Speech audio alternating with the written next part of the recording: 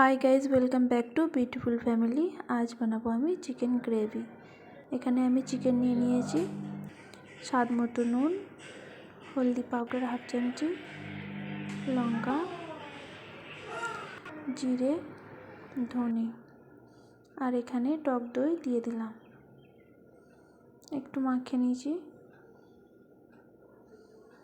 আর আদা রসুন বাটাটা দেওয়ার পরে আরও একবার মাখিয়ে নেব। আধ ঘন্টা জন্য আমি মাংসটাকে ঢাকা দিয়ে রেখে দেবো। আধ ঘন্টা পর ফিরে এসেছি। এবারে আমি একটা গ্যাস চুলার মধ্যে কড়াই বসিয়ে দিয়েছি।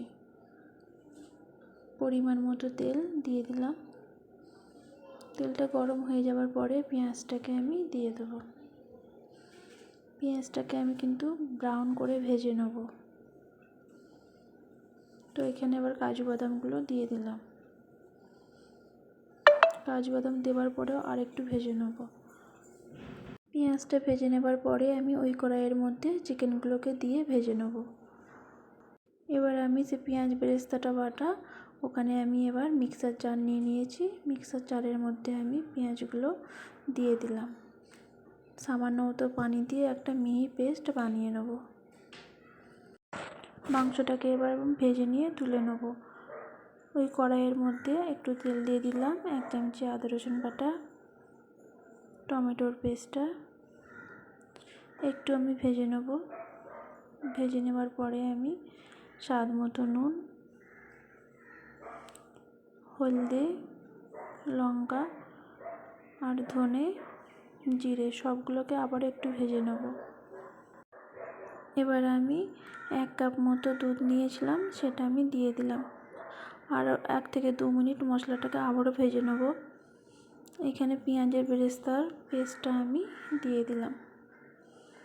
ওটাকে একটু ভালো মতো 1 থেকে 2 মিনিট ভেজে নেব। আগে থেকে মাংসটা ভাজা, সেটাকে আমি আবার দিয়ে দিলাম। দিয়ে একবার মিশিয়ে নেব ভালো করে মশলাটার সাথে।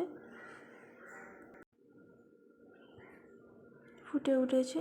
এবারে আমি ওই বাটির মধ্যেই পানি নিয়ে অল্প দিয়ে দিলাম।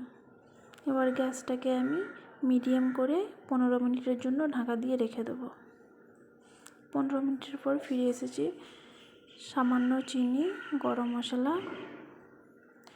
আর কাসুরি মেথি ক্রাশ করে আমি দিয়ে দিলাম ওপরে। আর একটু ওপর থেকে ক্রিম দিয়ে দিলাম। আবারও একবার দুবার নেড়ে নিয়ে ভালো করে ঢাকা দিয়ে রেখে দেবো। তো এখানে আমার চিকেন গ্রেভি রেডি হয়ে গেছে। তোমাদের এই রেসিপিটা ভালো লাগলে লাইক, সাবস্ক্রাইব, কমেন্ট করতে ভুলবে না। সার্ভ করার জন্য আমি রেডি করে নেব।